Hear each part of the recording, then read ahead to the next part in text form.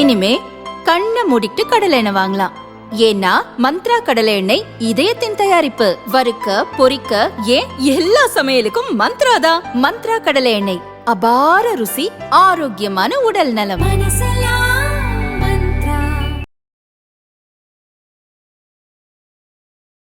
தினமலர் நேயர்களுக்கு அன்பான வணக்கம். நம்மோடு பொருளாதார நிபுணர் திரு சுப்பிரமணியன் இணைந்திருக்காங்க. சார் வணக்கம். வணக்கம். 2026 சட்டமன்ற தேர்தல், அதில் இன்னைக்கு திமுக அதிமுக கட்சிகள் மக்களுக்கு கொடுக்கக்கூடிய வாக்குறுதிகளில் பிரதானமாக இருக்குது டைரக்ட் கேஷ். இதுக்கு முன்னாடி கூட டைரக்ட் கேஷ் அப்படிங்கிறது கம்மியாக இருந்துச்சு. இதை அரிசி கொடுக்குறோம், ஆடு மாடு கொடுக்குறோம், அப்படி கிரைண்டர் கொடுக்குறோம். ஆமாம், டைரக்ட் கேஷ் ஃப்ளோ அப்படிங்கிறது ஏதோ ஒரு வகையில் ஸ்டேட்டை டெவலப் பண்ணும் அப்படின்னு சொல்கிறாங்க. இந்த ஃபேக்ட் என்ன சார் இன்டர்னலாக?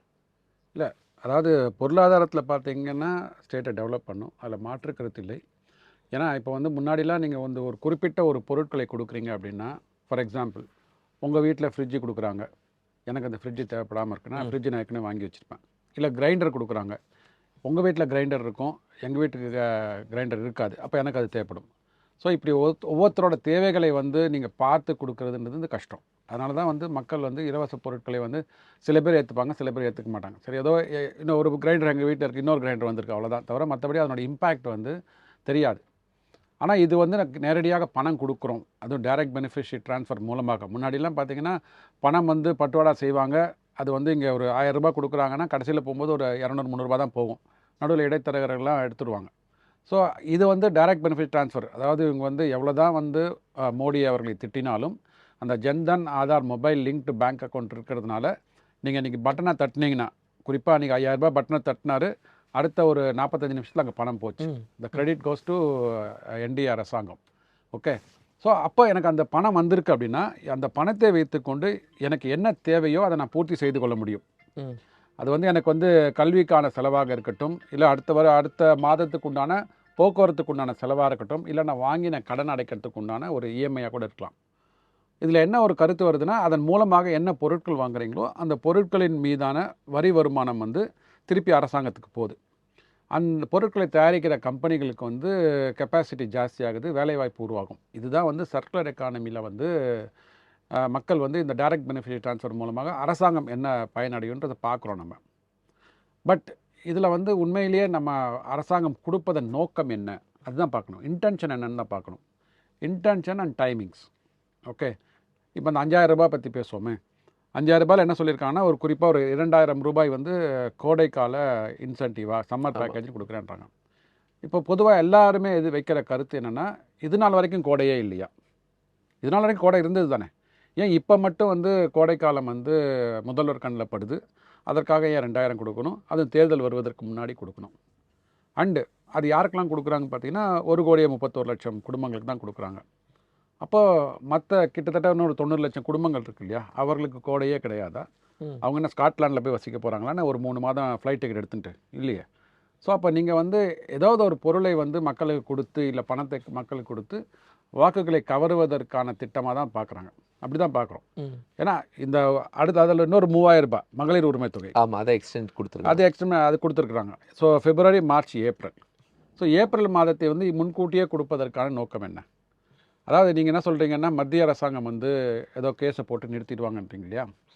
நீங்கள் தமிழகத்தில் இருக்கிற மற்ற திட்டங்களை பாருங்கள். தமிழ் புதல்வன் திட்டம், அது மாதம் 1000 ரூபாய் கொடுக்குறாங்க. அந்த திட்டத்தை நிறுத்திடுவாங்களா? ஏன் அதை மட்டும் ஏன் எக்ஸ்டெண்ட் பண்ணலை?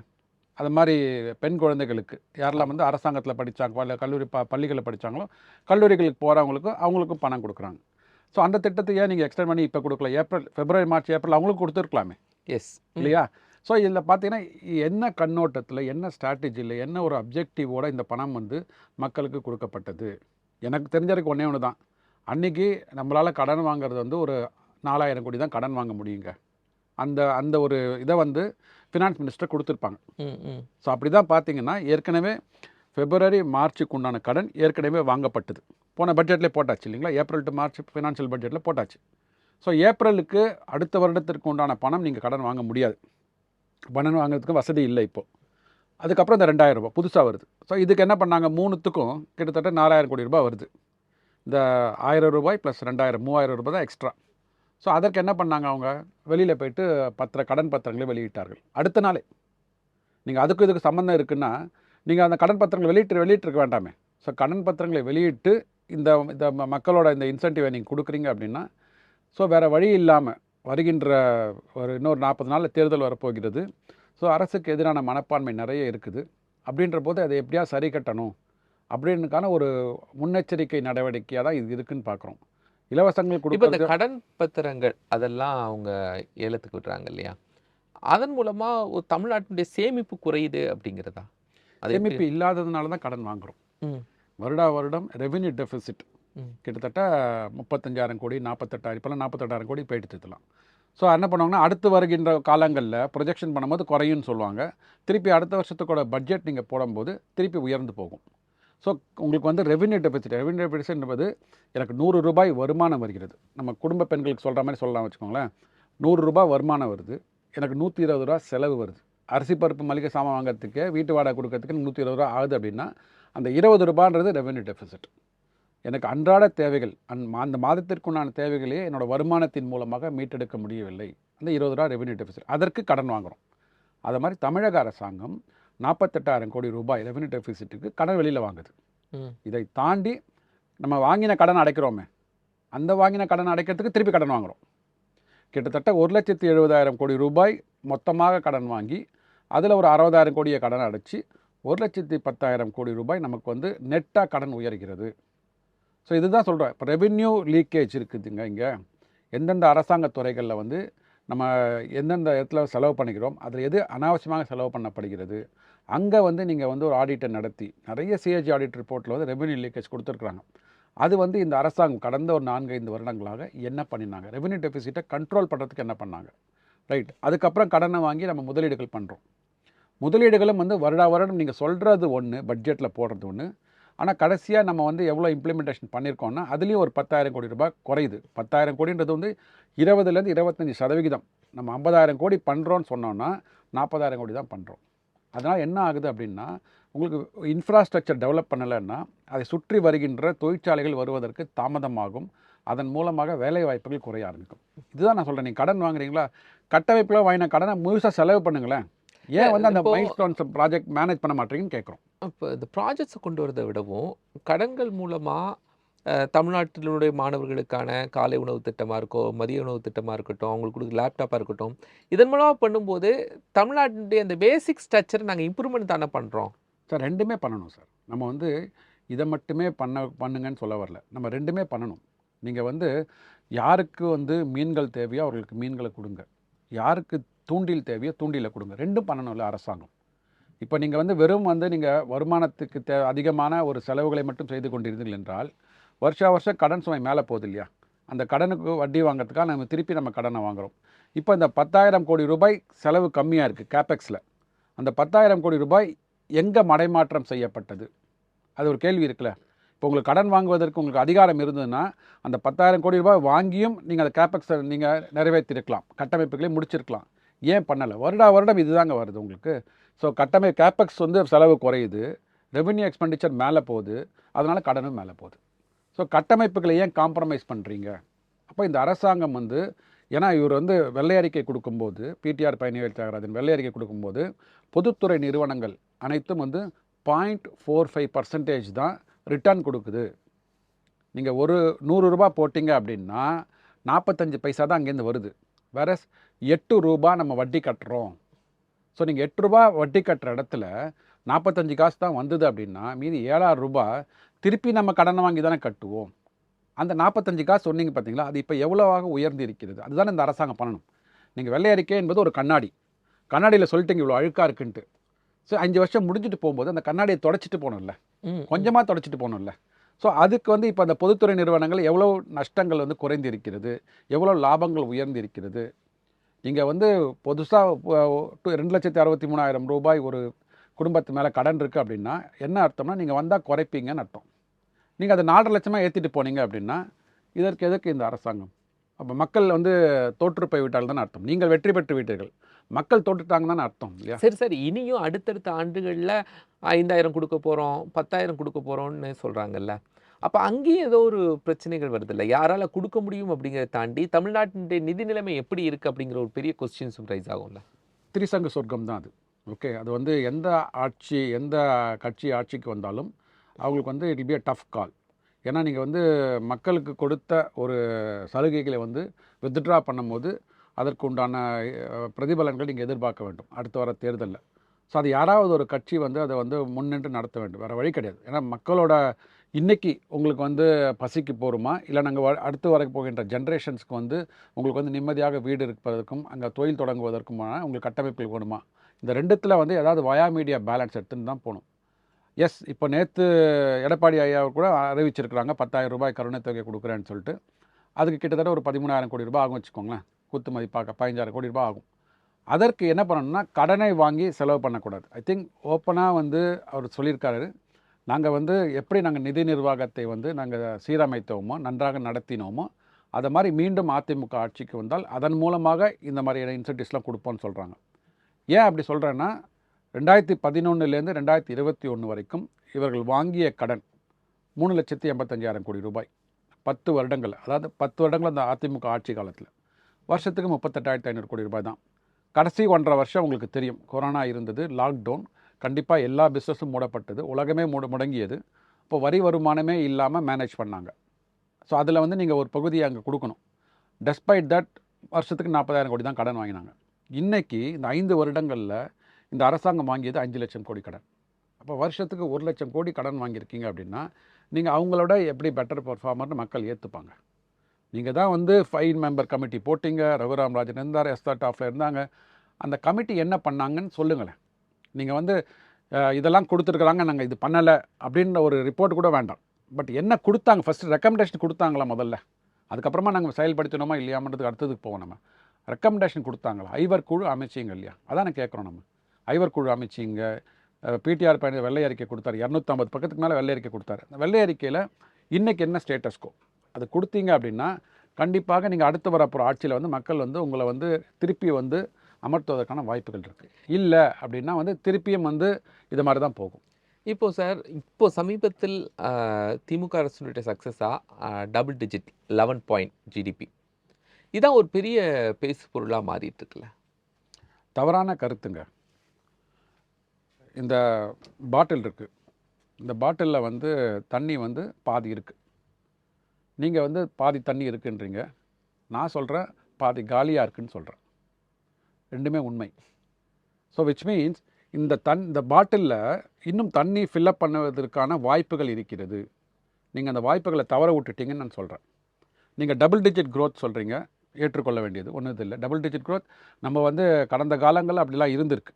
அதிமுக காலத்தில் டபுள் டிஜிட் க்ரோத்தில் அட்டைன் பண்ணியிருக்கிறாங்க.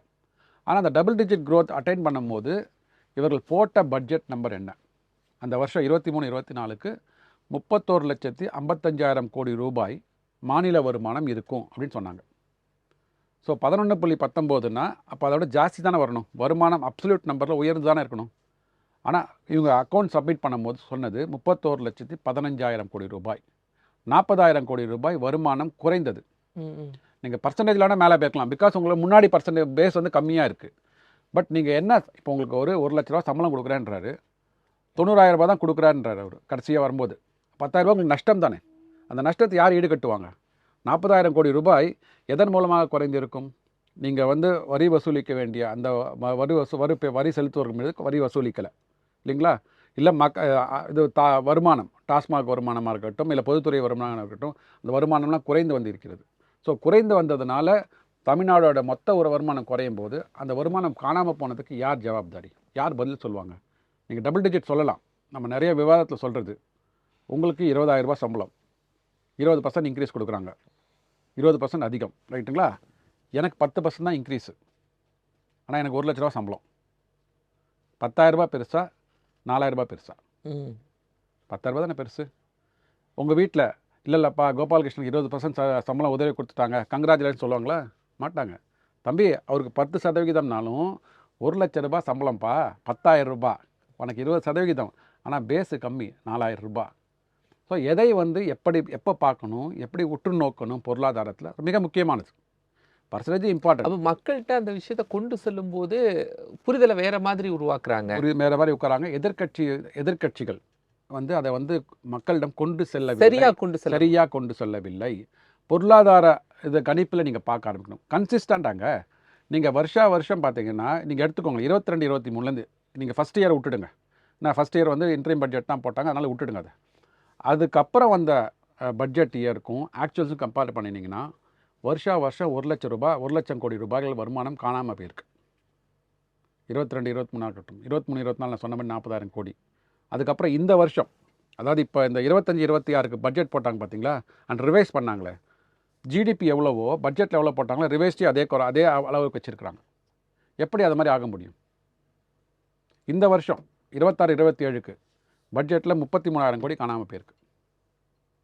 42,05,00,000 கோடி வந்து போன வாட்டி ப்ரொஜெக்ட் பண்ணாங்க இந்த வருஷம் வரப்போகுதுன்னு சொல்லிட்டு. இந்த வாட்டி பட்ஜெட் போடும்போது கிட்டத்தட்ட 41,67,000 கோடி, 35,000 கோடி கிட்ட காணும். இதை யாராவது கேள்வி கேட்கணும்ல? இதை கேட்கல அப்படின்றது தான் வருத்தமாக இருக்கிறது. ஒவ்வொரு நம்பரும் பார்க்கணும் சார். ஒவ்வொரு நம்பரும் பார்த்து ஏன் குறைந்திருக்குது, எக்ஸ்பென்சஸ் ஏன் ஏறி இருக்குது, வருமானம் ஏன் குறைந்திருக்கிறது, இதற்கு பதில் சொல்லணும் அவங்க. நீங்கள் வந்து எதை சொன்னால் மக்களுக்கு வந்து நல்லதாக இருக்கும் அப்படின்றத பார்த்து இந்த திமுக அரசாங்கம் அதில் வந்து கெட்டிக்காரர்கள் அது ஒன்றும் எப்படி டபுள் டிஜிட்னு சொல்லிட்டு மக்கள்கிட்ட எடுத்துன்னு போகிறாங்களோ அது கீழே இருக்கிற நம்பர்ஸ் என்ன அதை வந்து பார்க்க தவறுகிறார்கள். எதிர்க்கட்சிகளும் அதை வந்து சொல்ல தவறுகிறார்கள். இதை எடுத்துன்னு போனாங்கன்னா கண்டிப்பாக வருகின்ற தேர்தலில் வந்து திமுக என்பது வீட்டுக்கு அனுப்புவதற்கு வந்து ரொம்ப மிகப்பெரிய வாய்ப்புகள் இருக்குது. சரி சார், இந்த கேள்வி நான் ஒரு நிறைவாக வச்சிடுறேன். ஒரு கட்சி தேர்தல் அறிக்கை கொடுக்கும்போது இதை இவங்களால் செய்ய முடியாதுன்னு எந்த எதிர்க்கட்சி சொல்லுதோ அதே எதிர்க்கட்சி அதை விடவும் அதிகமாக என்ன பண்ணுறாங்க, ஒரு அறிவிப்புகளை கொடுக்குறாங்க. ஆமாம், இது ஒரு முரணான பார்வை இல்லையா? இல்லை, முரணான பார்வையை தாண்டி இவர்கள் கோட்டை விட்டதை திருப்பி இவர்களால் கைப்பற்ற முடியும். இன் டேர்ம்ஸ் ஆஃப் கோட்டை விட்டதுன்னு சொல்கிறது வந்து வருமானத்தை வந்து இவர்கள் இழந்திருக்கிறார்கள். அந்த வருமானத்தை மீட்டு அந்த இவங்க கொடுத்த வாக்குறுதியை வந்து நிறைவேற்ற முடியும்னு ஒரு நம்பிக்கை இருக்குது. ஏன்னா வந்து வருஷம் நான் சொன்ன மாதிரி வருஷம் ஒரு 1,00,000 கோடி 1,00,000 கோடி, இப்போ கடைசியாக வந்து 45,000 கோடி, இப்போ 33,000 கோடி, இவ்வளோ பணங்கள் காணாமல் போய் இருக்குது. அப்படின்னா எஃபெக்டிவாக நம்ம வந்து அட்மினிஸ்ட்ரேட்டிவாக மேனேஜ் பண்ணலை. அதனால் வந்து பணங்கள் வந்து கஜானாக்குள்ளே வரல. இவர்களுக்கு நம்பிக்கை இருக்கிறது, அந்த பணத்தை வந்து கண்டிப்பாக மீட்டெடுக்க முடியும். குறிப்பாக சொல்கிறேன், சென்னை கார்ப்பரேஷனில் 200 கோடி ரூபாய்க்கு கடன் பத்திரங்கள் வெளியிட்டார்கள் ஒரு 6 மாதத்துக்கு முன்னாடி. 200 கோடி ரூபாய் தான். அதுக்கு வந்து முதலமைச்சர் வந்து ஸ்டாக் எக்ஸ்சேஞ்சிலலாம் அந்த பெல்லெல்லாம் அடித்து துவக்கி வச்சார். ஆனால் அந்த கடனை சேர்த்து 3,200 கோடி ரூபாய் சென்னை கார்ப்பரேஷன் வந்து கடன் வாங்கியிருக்கிறாங்க. அவங்களுக்கு வெளியிலேருந்து வருகின்ற வரப்பட வேண்டிய அந்த வரி வசூல் எவ்வளோ தெரியுமா? கிட்டத்தட்ட 4,000 கோடி ரூபாய். யாராவது 4,000 கோடி ரூபாய் வெளியில் கலெக்ட் பண்ணுறதை விட்டுட்டு 3,200 கோடி ரூபாய் கடன் வாங்குவாங்களா? ஸோ 8% வட்டி வாங்குறீங்க நீங்கள், வட்டி பே பண்ணுறோம். பட் 4,000 கோடி ரூபாய்க்கு வந்து வரி வசூலிக்கப்பட வேண்டிய நிலுவைத் தொகைகள் இருக்கின்றன. இது யாராவது கேட்டாங்களா? ஸோ இந்த மாதிரியான ஏரியாவில் வந்து கண்டிப்பாக வரப்போகின்ற அரசாங்கம் உள்ளே புகுந்து யார்கிட்டலாம் வந்து வரி வசூலிக்க வேண்டிய பெண்டிங் பாக்கிகள் இருக்கிறதோ அதை வசூலிக்க வேண்டும். அதை தவிர எங்கெல்லாம் லீக்கேஜஸ் நடக்குதோ, ரெவென்யூ லீக்கேஜஸ் நடக்குதோ அங்கெல்லாம் அரெஸ்ட் பண்ணணும். அரெஸ்ட் பண்ணி கண்டிப்பாக கஷ்டம்தான். இவர்கள் வந்து நேற்று ஒரே இதில் அறிவிப்பில் வந்து 13,000 கோடி காணும் அவர் சொன்னதில். ஸோ 15,000 கோடி ரூபாய் வச்சுக்கோங்க. அதற்கு உண்டான வருமானத்தை வந்து இவர்கள் தேட வேண்டும். அதுக்கு எனக்கு தெரிஞ்சு அதெல்லாம் இல்லாமல், புரிதல் இல்லாமல் அவர் சொல்லியிருக்க மாட்டாங்க. அது அவங்களுக்கும் ஒரு பொருளாதார குழு தானே சொல்லி இந்த அறிக்கை தயாரிக்கிற குழுவில் ஒரு பொருளாதாரத்தை தெரிந்தவர்கள் இருக்க தான் செய்வாங்க. ஸோ இங்கெல்லாம் வந்து வாய்ப்புகள் இருக்கிறது, அதனால் இதை சொல்லலாம் அப்படின்னு சொல்லியிருப்பாங்க. அண்ட் அரசியலில் வேறு ஒன்றும் இல்லைங்க. அதாவது எதிர்க்கட்சி ஒரு ஆளுங்கட்சி ஒரு அறிக்கை கொடுக்குறாங்கன்னா கண்டிப்பாக நீங்கள் வந்து அதை பீட் பண்ணி ஒரு நல்ல ஒரு கவர்ச்சிகரமான திட்டத்தை மக்கள்கிட்ட சொன்னால் தான் நீங்கள் போயிட்டு அங்கே வந்து வாக்கு கேட்க முடியும். ஸோ அதில் வந்து அவரும் அரசியல் செய்கிறார்கள், அவியல் செய்யலை. ஆனால் அந்த அரசியல் வந்து கண்டிப்பாக ஆட்சிக்கு வந்ததுக்கு பிறகு எவ்வளோ சதவிகிதம் நிறைவேற்றுறாங்கன்றதை வந்து கண்டிப்பாக பார்க்கணும். இல்லை அதற்குண்டான பதிலை வந்து 2031 அவர் மக்கள்கிட்டருந்து பெற்றுக்கொள்வார்கள். நிறைய நுட்பமான தகவல்களை ஃபினான்ஷியல் ஸ்டேட்டஸை பதிவு செஞ்சுருக்கீங்க. சென்னை மாநகராட்சியிலேருந்து தமிழ்நாட்டுடைய கருவூலம் வரைக்கும் ரொம்ப மகிழ்ச்சி. மகிழ்ச்சி. நேர்களை மற்றும் ஒரு நிகழ்ச்சி சந்திக்கலாம். நன்றி.